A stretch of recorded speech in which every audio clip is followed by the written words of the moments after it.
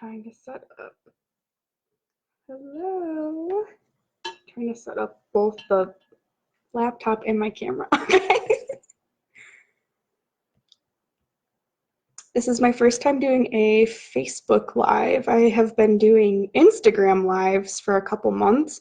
So it looks like, can I not see who's tuning into the Facebook Live?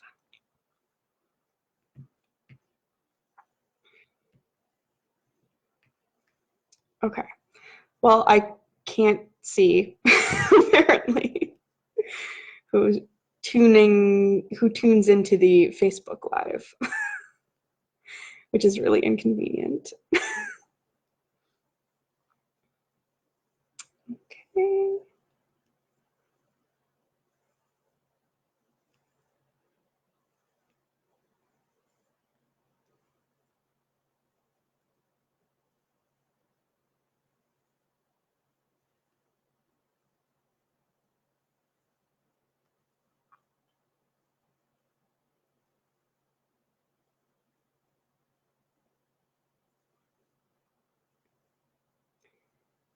Right.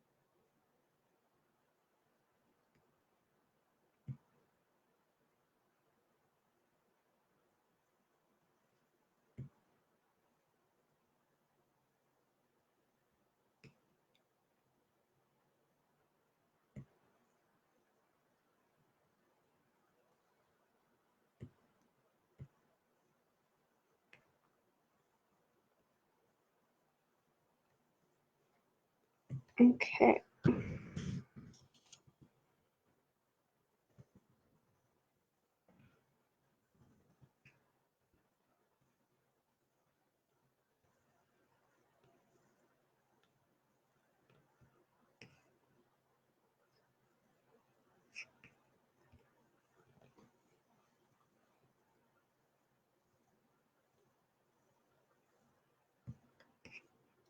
So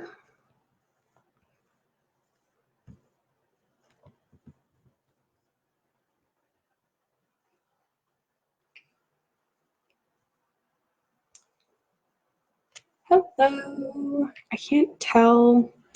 Thank you so much for hanging with me here as I work out the kinks of the Facebook Live. I see that somebody's watching, but I cannot figure out how to see who is watching. So whoever you are, welcome. Thank you so much for joining. So usually how this goes is I will talk about the topic of the day. So today's topic is on making offerings. So that's what we'll be talking about. And I do take questions. So there is, if you're on Instagram, you know the drill, any questions down in the comment area. And then same with Facebook. For all of my new Facebook friends, if you would like to ask any questions, just pop them over in the comments as well. Oh, cool. I see now. I can see when. Oh, yay! I can see when you comment. So, hey, good morning. Um, Perfect. So, get started. So, on the topic of, oh, and if I seem a little bit scattered as well, I'm broadcasting from a new area today. I am currently in the upstate portion of upstate downstate Druidry. So, I have been able to come up north finally. Um, I was isolated for like 9 weeks, and after our governor lifted the travel ban portion of the stay-at-home order, I talked with my grandparents and we talked to our neighbors and figured that as long as I followed all precautions, I should be fine to come up here. I brought all of my own food and everything, so I don't have to go into town. And obviously, I mean, I monitor myself, but with the possibility of being asymptomatic, it's always better to be safe. So I've been wearing masks when I get gas, and I'm not going to be hanging in town or anything like that. So I'm just overjoyed to be here. So hopefully throughout the rest of the year, I'll be able to broadcast from up north as well. Um, I usually am up here every other week. So I haven't been here since October, which is a really, really big deal for me. And many people who aren't able to travel to their like other places they hang out in the state. So I feel for you if you're experiencing that. But yeah, so thanks again for tuning in. Today we're going to talk about making offerings. So how to get started, how to, just in general, how to make offerings, what would you use for an offering, and then if you have any questions, that sort of thing, I'll talk a little bit about my tips or experiences, some things that I do and have learned to do or not do. So I guess the first thing in general would be, like, why would you make an offering? So I've talked a lot before about how relationships with um, deities or relationships with ancestors or guides, they're just like any other relationship. And think of it like you don't want it to be like a one-sided friendship, right? Like if you're, let's say you have a friend and you are constantly, you're calling them and you're seeing how they are, and you check in and say hi and all of this sort of thing, and they're just never giving anything back. um, After a while it starts to feel kind of bad, right? And you feel like maybe you'd be less likely to engage with them. It's the same thing as, like spirits and otherworldly beings. When we just take and don't give, that's a one-sided relationship, and we want to try and avoid that. On the flip side, deities and other spiritual beings are not like spirit vending machines, right? Where we can just like offering, spit out a blessing. Like if I plop more coins in, I'm going to get something good. That's also not the case. So in general, what an offering is it's giving something of yours, like a gift. And that can be, we'll get into this, but that can be something physical, but it can also be something energetic. Just like, you might give your friend, you make too much of dinner and you give your friend some of it. You share some of that. But it can also be energetic, like you call them up and make sure that they're doing okay, So it's the same thing with deities and guides and ancestors. So when you do give an offering, you want to try and give it from your heart, right? Don't just go through the motions. I like to think that it is sort of like the thought that counts, where it's about your intentions and it's about how you bring that to the table. So, if you're just, oh, well, I'm supposed to do this, so I'm gonna just like, here's some water. I would argue that that maybe wouldn't be as good a way to go about it as even just taking a few seconds to just heartfelt pour out that water and say, like, thank you so much. I'm appreciative to you. That's a little bit more of a heartfelt thing. And that's more so how I would recommend going about it. So, in general, what are some of the things that you can give as offerings? On this, honestly, the sky's the limit. And hi, hey Ricky, welcome in. Um, so the sky's really the limit, and I love to encourage people and encourage myself to think outside the box. So there are some really obvious ones, and these are the ones that I give to. So fresh water is always a really, really good offering. Um, I use water from the lake because it's very special to me. And so that feels like, since it's special to me, I'm giving up that thing and I'm offering it as a gift, and that feels special. But you can use tap water, you can use whatever. And then, of course, like beverages. So every morning that I'm doing my work, I give an offering of coffee. So I drink coffee every morning. I love coffee. And I will. I'm gonna post a picture after this of that I took this morning, where I set up 3 cups, and I have one for my ancestors and guides. I have one for my goddess, and then I have one for me um, to just drink. And I pour them. I pour theirs first, and then I pour mine. And I just invite them to enjoy it with me. And I set it out, and I say, thank you so much for being present in my life. Thank you for, and then, I say thank you for whatever the specific thing that is that I might want to thank them for. So,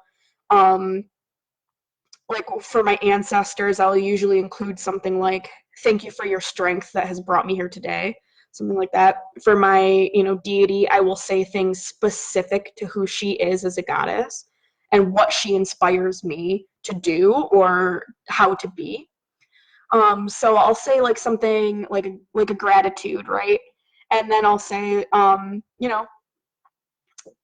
offer in gratitude if, I'd be honored if you'd share this coffee with me. And then I set it out, and then I drink my coffee. So you could do that with like coffee, tea, any morning beverage. But I also do that with alcohol. And so if you do not consume alcohol for whatever reason, this is just an option. So like, you don't have to feel limited by not consuming alcohol, or because that, like, if that's not a part of your life, you're not missing out on something because you don't make that as an offering. Um, your health is whether that's physical, mental, anything, right, regarding your well-being, that is paramount. That is the first and foremost priority. And your beings who you work with, so your guides, your ancestors, your deities, they would, and I'm totally like, I'm not gonna speak for them, obviously, but like, they want you to be healthy, right? Your health is important. So if that's not a part of your life, you're not missing out on this. And maybe that's something that like you privately should like work with your deity on. Like, because I have heard from a few people, there has been a couple times where I've heard of experiences that people have had where they have had a complicated relationship with alcohol, and they were asked to make it as an offering, and that was part of the work, was getting to a place where they could um, be around it in a healthy way, but not consume it. And so I do want to give that disclaimer that like that does happen, but that would be a person's individual path that they would be working on with that deity. So anyway, that's the disclaimer about alcohol. But I do give for my ancestors, I pour Irish whiskey, and then for my deity, I pour her red wine. And I, when I pour the whiskey for my ancestors, I usually pour them and then I take a sip from the bottle. And then for my deity, usually I will have a glass and give her a glass. And I will totally like slancha, like cheers. So that's an option as well.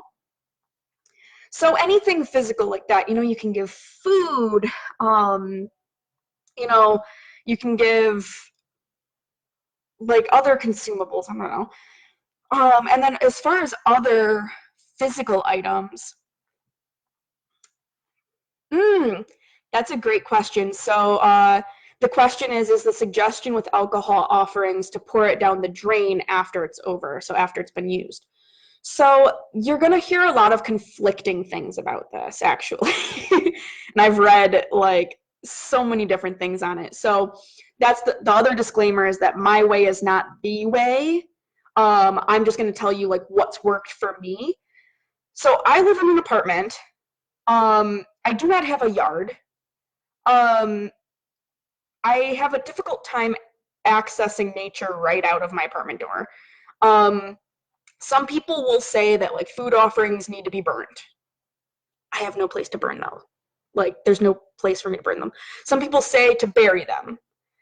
I have no place to bury them. Um, and some people say to pour out alcohol outside. Well, ecologically, I have some issues with pouring out alcohol out onto like trees and stuff. I don't feel comfortable with that. I totally pour it down the drain. And I have never had that be an issue. And any other physical like food offerings, I have totally thrown in the trash and I've never had any issues. So like obviously like if you do that and you do have issues, then maybe you're being asked to dispose of it in a different way. But I've heard so many people say never, never, never. And for me, it's just been fine to like pour them down the drain. It seems like a safer option and it's more accessible for me. Um, so I say go for it as far as disposing of stuff. Um, Also, a caution too, it is probably best if you don't let stuff go bad on your altars. Like if you do put stuff on an altar, try and I'm guilty of this. I mean, mental health stuff happens, and then all of a sudden, 2 weeks go by and your place is a bit of a mess, and you realize that the coffee has is a little bit alive, right? It's best to not let, like mold or something like that get on your offerings. So try to dispose of them within at least a few days, unless that's part of the offering is leaving it out for a long time. So that's another thing I would caution on. Great question. Thank you so much. So other offerings, like those are sort of like the most like accessible when we think about what to leave. But you can also leave items, so like trinkets, items. I have a special bowl on my deity's altar that is dedicated, and it actually was in the promo photo for today's Monday Magick. But I have a bowl that's dedicated to physical offerings that aren't that I can just leave there. Like that's her bowl, and I just put things in there. So for example, one of the, hi, welcome in. For example, my goddess is a goddess of, one of her attributes is courage and strength. And so last year, I'm gonna get so smiley talking about this because it was one of my favorite experiences. But last year, I had this goal of kayaking across the big water. So my place up here is a little inlet bay off of the Straits of Mackinac. So that water, I don't take the kayak out on because it's like hundreds of feet deep with like shipwrecks and stuff, right? And the waters get rough out there. But in our bay, it's not quite as deep. It's about 100 feet or less. At the very center of it, it can get up to like 50, 60, 70 feet. And the water is like black, pitch black when you get out there, and it's cold. And I just got chills thinking about it. I had this goal to take my kayak straight across the bay. None of my family members had ever seen, there's this like little point of land on the other side of the bay, and none of us had ever seen what was over there. And so my goal was, even though I was really afraid to take the kayak out on the deep waters of the bay, my goal was to kayak straight across, which is about a mile across, and see what's over there. And I did, and it was terrifying. Oh my gosh. I'm probably going to do it again this year. But it was so scary. I was, out when I was like right in the middle. I could feel my heart pounding, and I just was like talking myself through it. And I was just like, it's okay, you've got this, you've got this. And then I started to physically get tired too. And I was like, well, I have to keep rowing or paddling, because if I don't, I'm stuck out here in the middle of nowhere in the bay. And I made it. And when I finally reached the shore, it was the most beautiful beach I'd ever seen. I'm sure it has a name, but we call it Clear Rock Point now, because the water was so clear and you could just see these beautiful rocks. And this just like gorgeous beach. A bald eagle was like perched on a nearby tree. Like it was literally like idyllic. Like it was so beautiful. And so I asked if I could keep a rock as a trophy, sort of like of the fortitude it took for me to get there.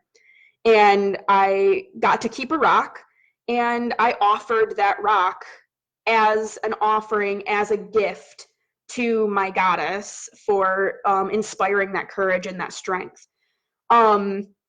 And so whenever I see that offering in my offering bowl, I remember this amazing, experience, but B, it was a very, very hands-on application of how she inspires me to be strong and courageous. So that's sort of also what I mean by think outside the box. A rock might not look like much when you look in my offering bowl, but that rock holds all of that. It holds that entire story, and it holds for me the ideals that she inspires within me in my life. So anything can be an offering, even a rock, that you pick up. And then finally, the other thing you can do as an offering is service.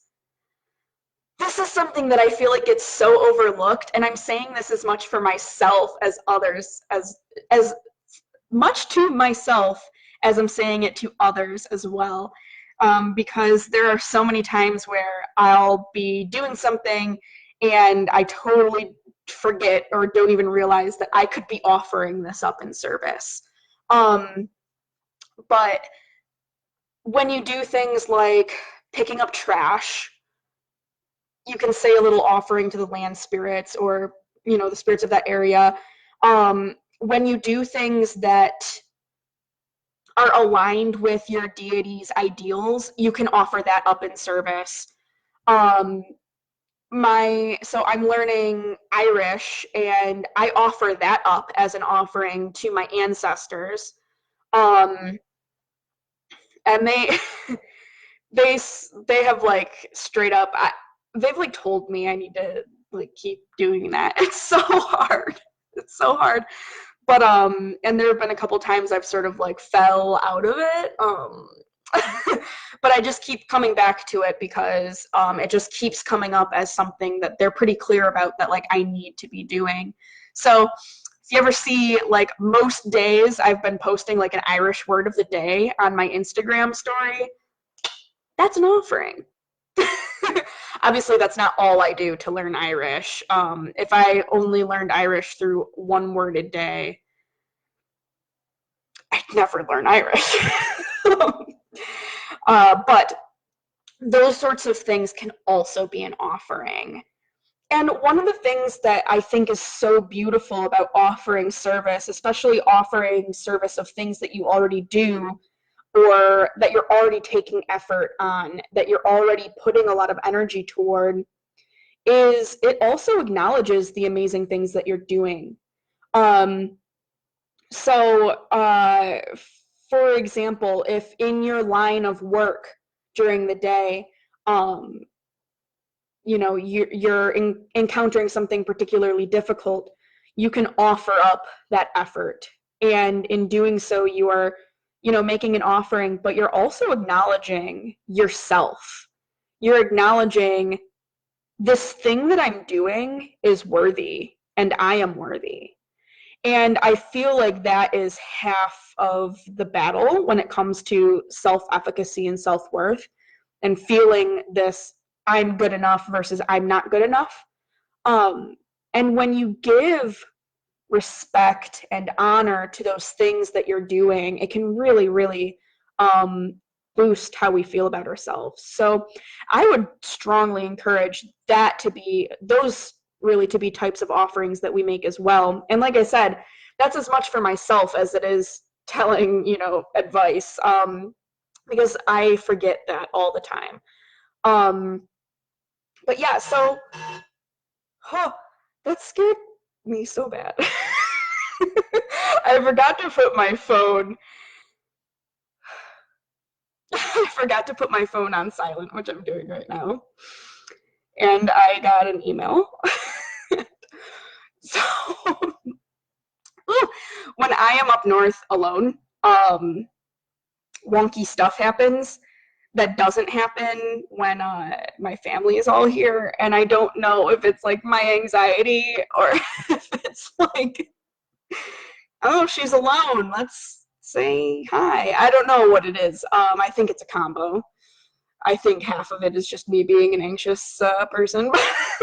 But anyway, so that's why I just got so like, is because wonky things kind of occur.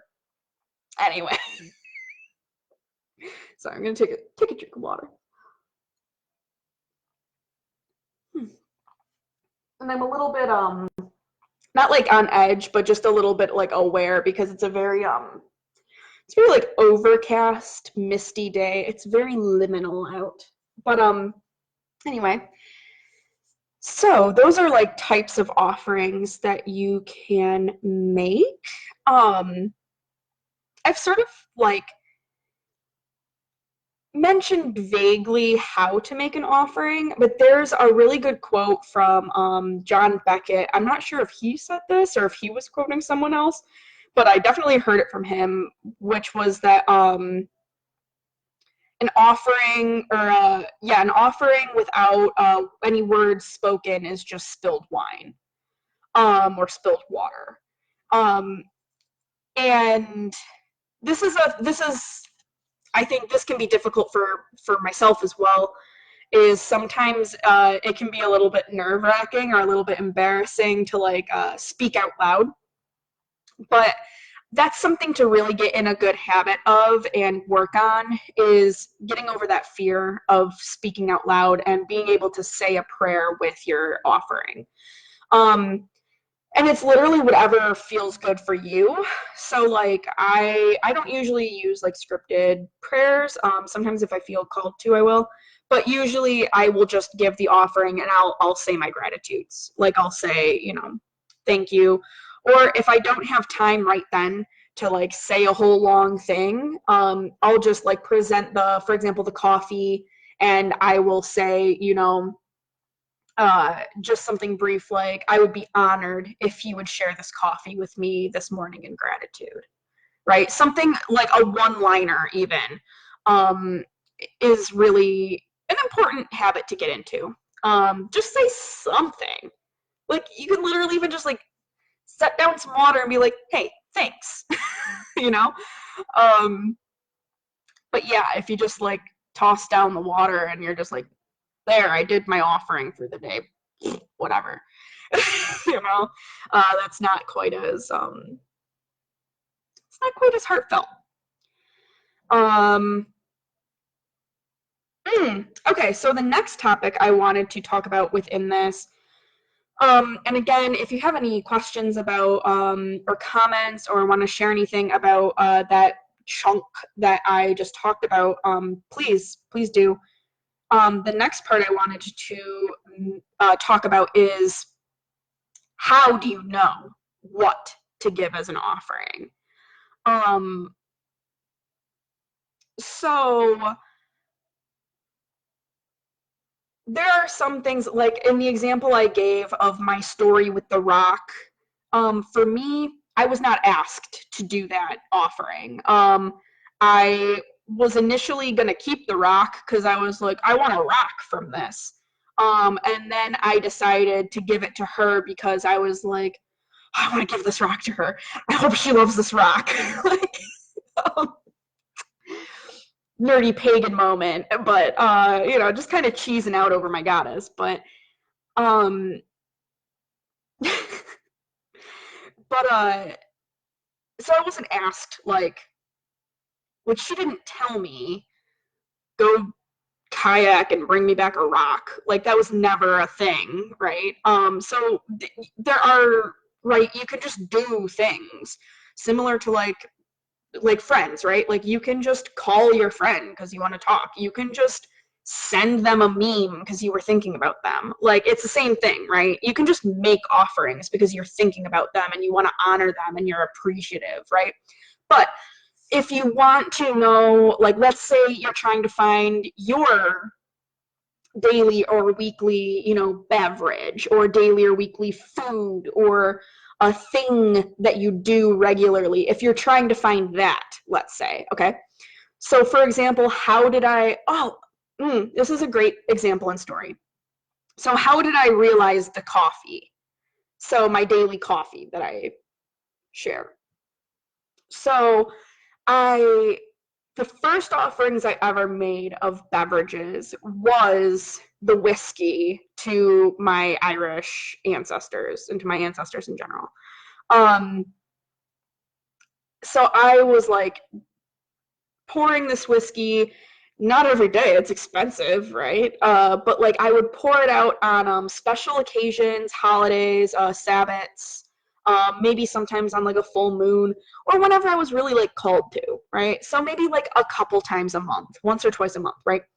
Um, but there was one time when I poured the whiskey and I got this sort of almost uneasy feeling, not like anxious, but sort of like and I don't want to say an eye roll because that sounds sassy, but more sort of like a like a bummed out feel, right? Um and I stopped and I was like, this isn't enough. And I thought about it, right? And then I was thinking about it and I had this thought, right, which I call like I got a download, right? Like I got this like thought that it sort of pops in your head out of nowhere and you sort of realize like, I wonder if I was pushed a little in the right direction there, right? So I had this pushed in the right direction thought out of nowhere that said, I've got family members who didn't drink. And so I was thinking about it and I was like, I bet that I have ancestors who don't want whiskey. They want something else. And then I got this like, now you've got it feeling, right? I got this like, yes, yes, this like good feeling, right? And I was I looked over and I'm like sipping my coffee. I'm literally I'm like, huh, I've got ancestors who don't like coffee or who don't like alcohol. Hmm, coffee, right? Um, and so I started giving the coffee. That's how the coffee started. Um, and then, so that's a way. Let me tie that into actual advice aside from like me just telling you a story. So what happened there is I was listening and open to receiving those messages. And when something did come up, I sort of followed that rabbit down the rabbit hole. And I sort of investigated that feeling. I investigated that thought. Um, Offer tea. Yeah, tea's great. Realistically, a lot of my ancestors, like I'm making offerings to a lot of like French Canadian and Irish ancestors. I really should be giving tea. Um so yeah, for sure tea is such a great thing to offer. I just am like, drink coffee with me. um but part of this, and this is not work that is going to be done overnight, so have patience and have compassion for yourself, but really start getting to know yourself and how you receive messages. So, do you hear messages? Do you see them? Do you feel them? I feel them. So, it has taken me a long time because I do have anxiety. It's taken me a long time to differentiate, is this anxiety or is this a message feeling? And I feel different messages in different parts of my body. And oftentimes I have to take a deep breath and parse out what is anxiety and what is not. And honestly, sometimes, also in the words of John Beckett, I'm quoting him a bunch today. One of the things he says is sometimes it really is just a crow doing crow things. That's in reference to, like thinking that a crow is sending you an important message. Sometimes it is, sometimes it's not. Sometimes it's just a crow doing crow things going along its day, right? Um, Same thing with messages, right? Sometimes that feeling is a message, but sometimes it's not. Sometimes it's just anxiety, or sometimes it's just, you know, sometimes you get a chill because there is a presence in the room. Sometimes you get a chill because it's chilly, right? So, what I would really encourage us to do, and like I said, this isn't overnight, this is just something to start being aware of or heighten our awareness of on our paths, is how do you receive messages? Every person's different. To look into this, you can start looking at the different clairs. So, like clairvoyance, clairsentience, clairaudience. Ellen Dugan, in her book Natural Witchery, has an amazing quiz that you can take to sort of like take inventory and take stock of your senses, so your clairs, excuse me, and how you receive information. So that's Ellen Dugan's Natural Witchery. That's one of the most influential books that I've experienced on my path so far. But that is something I would highly encourage, is to really tune into yourself, get to know yourself, and start that really deep listening and try and understand how you connect with the things that are bigger than ourselves, right? How do you connect with your guides, your ancestors, your deities, the land spirits, etc., right? So when you do receive messages like, hey, we want something that's not alcohol at 9 a.m. on a Saturday, you're going to be able to receive that message then, right? Just like I was able to sort of hear that and be like, oh, something that's not whiskey. Okay, heard. Um, Another way that you can figure this out, and so this is how I found out wine for my goddess, is meditation and journey work.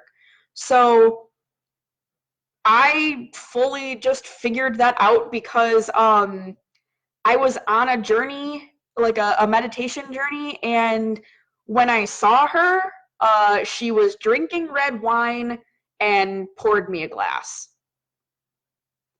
And I was this is I just like in my waking self, how like if you know me, I'm sure you can tell this from my lives too, but especially if you know me in person, I am such like a Labrador Retriever puppy. Like I'm very like like sunshiny, high energy, and I can tend to be a little like excitable, if you can't tell.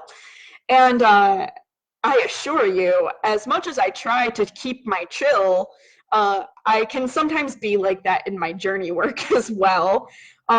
Which luckily, I have a feeling that my goddess is, she's very patient and understanding with me, and she, I think, kind of probably finds it amusing. I'm putting words in her mouth, but I can imagine she would. But so she's pouring this wine, and I had this realization of it being wine. And I remember in the journey saying, wine, wine, you like wine. Taking a note, you like wine. Okay, wine. Like I So anyway, I came out of that journey, and when you do a meditation, when you do journey work, I very, very highly recommend taking notes on it. Um, because oftentimes something might not make sense when it happens, but over time you'll start to see the patterns and they'll start connecting, right? So I took these notes and I marked down and I was like, red wine. And sure enough, I looked into it, and a large number of her followers also offer red wine and have been asked to offer red wine. So that is what is called, so when it's yourself, that's called UPG, so unverified personal gnosis, or something that you receive that isn't necessarily in that deity's lore. So it's not necessarily in her lore that she likes red wine. Okay. But I saw it in a meditation. And so, okay, that's an unverified personal gnosis, or a UPG. When a lot of people have that same experience, then it is called a shared personal gnosis. So her liking red wine has become a shared personal gnosis. And basically, SPGs are really good ways for us to sort of um, not validate, because all of our UPG is valid. The things that you receive in your messages, those are valid. But sort of maybe affirm, I think, would be a good way. I think that's the word I'm looking for. It's a good way to affirm the thing that you have heard. So for me, when I saw that other people were also experiencing that, then that was a moment of, oh, cool, all right, good, yeah, red wine. And so then I started offering red wine. And because I don't have much money, I do not offer red wine every day. I offer it maybe like every couple weeks. And honestly, I open the bottle and then like I'll give her a glass and then I'll have a glass, and like this will last for like a few days until the bottle's gone, and then maybe a couple weeks later I'll do the same thing. So offerings do not have to be daily or on a specific schedule if that doesn't work for you. However, I do recommend getting into some sort of a regular-ish schedule for whatever works for you. So I I don't get to my altars every single day. I don't make my offerings every single day, but it turns out to be usually every other day.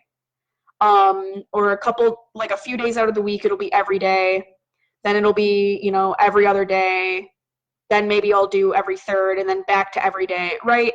So it sort of like varies, but at the least, it tends to be every other day. Um, and that's hard. I have struggled with that for years. And so I literally have so much empathy. I have so much empathy for it being difficult. Um, because when I tell you, like, I still like struggle with it.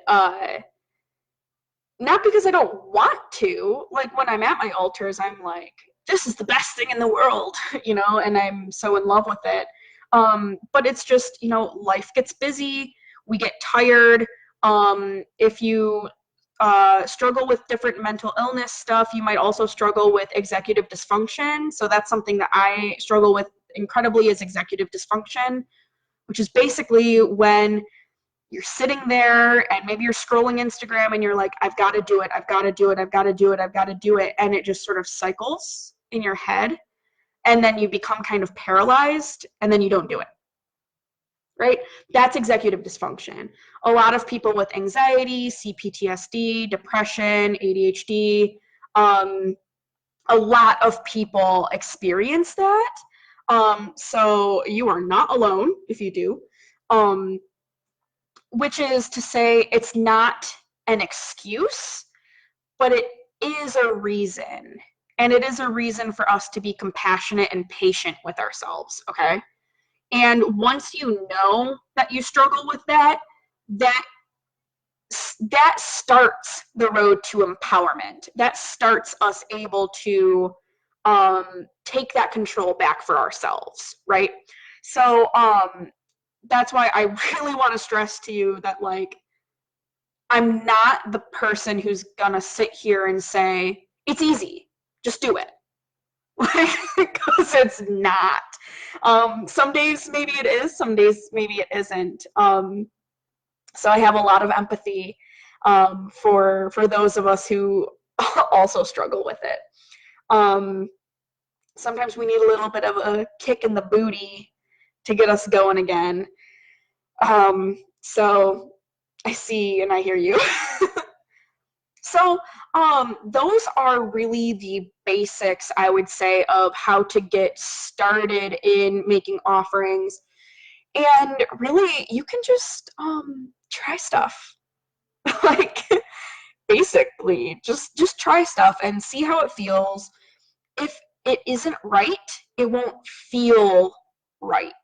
So I encourage again to sort of start getting that feeling of your intuition and how you can tune in, how you can listen to yourself, how you can hear those messages. If you give something and it's not right, you'll feel or hear or see that it's not right. That being said, some other ways that might hint that it's something you could try are if you're making for example, if you're making offerings to ancestors of blood, you can sort of look at what things are important to those ancestors, like if you know about them. So for example, I do the Irish whiskey because a lot of my ancestors are Irish. Simple, right? Um, but of course, we know our ancestors are not just our ancestors of blood. They're also ancestors of place, ancestors of spirit. So, ancestors of other druids and pagans and witches, and ancestors of different things that you do and are involved in.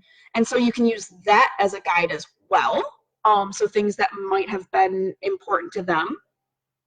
And then, of course, if you're making offerings to deities, you can usually, it depends on what deity, because there's like varying amounts of like info that's available on different deities, right? But you can usually find some info on them as far as the things that they're related to that you could make offerings for, right? Like, what flowers do they like? What beverages? What stones? What um, plants? What actions? What ideals? These are all things that you can look into to sort of align. Oh, what colors? You could, like, you know, even give them a beautiful piece of ribbon that's in a color associated with them. You know, even things like that. Write them a poem. I love that. I love, do some art. Make some art for them. Are there any animals associated with them? Oh, that's a good one too. You can donate to animals associated with a deity, um, like to conservation of animals. I wasn't clear on that. Like, you can't just like go up to a wolf and be like, "Here's a 10." um, no, but like you could donate to like a wolf conservation. Uh, oh my God, not museum. The places where wolves live in captivity. You know what I'm talking. Rescue. That's what I meant. I'm sorry. It's been such a I have been doing this new spiritual work at 5 a.m. on Mondays, Wednesdays, and Fridays. And so by the time it's noon, I start getting a little bit scrambly, because it's a long day already. But anyway, yeah. So things even like that of donating money if you have that resource available to you, even things like that, so you can use the things that you can research about the deity, the ancestors, the guides in question, and you can try giving an offering sort of aligned with that and then see how it feels. So that's, I would say, like, really the big basics of how to get started, um, how to get moving on it, ways to kind of like begin an offering practice in your practice. So, yeah, if anyone has any like questions or anything they want to like bring up, I'm totally open.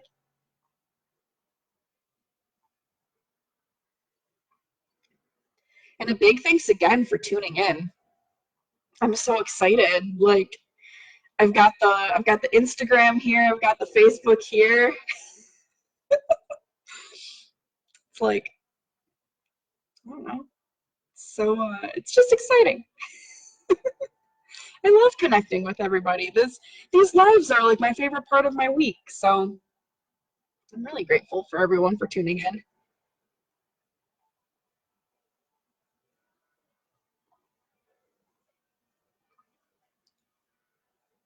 Oh, thank you so much. I really appreciate that. Oh, I hope you're doing well. It's so nice to see you virtually on like a tiny chat head, but I'm so glad that you enjoyed it. Thank you. And thank you for the amazing comments and questions. I really have appreciated that. I love the engagement. No questions. Yeah. And thanks, Erica, for tuning in. It's the weirdest thing I can on so on I think it's because I'm using when I was starting this up today, I did not realize that I have to download a thing to do the new Facebook Live. Oops. But I don't know if it's because I'm using the old desktop version, but I can't like see necessarily who, like, I can't see who is currently watching like I can see on Instagram. So that's like a little bummer because I'd like to say hi and I like to see how everyone's doing. But I'm sure that'll be different for Wednesday once I download whatever I have to download. So cool. Well, I am almost at my 1 hour mark, so I am going to log off. But yeah, huge thanks again for tuning in. I'm so glad that this was helpful. If you're watching this later, thank you for watching later. I'm so appreciative of your presence, engaging with my stuff. So Wednesday, I'll be back at 11 a.m., same time, same place. And I do Irish lore readings Wednesday mornings. So Wednesday, I'll be back with that. And I will post today what that story is that I am going to be reading. So stay tuned for that. And as always, if you have any questions about what I was talking about today, if anything comes up later, just send me a message and I am happy to answer. So have a beautiful rest of your day. Take care, stay safe, stay healthy, and I will catch you all soon on Wednesday. All right. Bye, everyone. All right. How do I know how to end Instagram. So I'll do that one first, and I'll just talk on this Facebook Live while I figure it out. Very wonderful. Okay. And now I will end the live video here. We're figuring it out. It's the first day. It's the first day. Bye.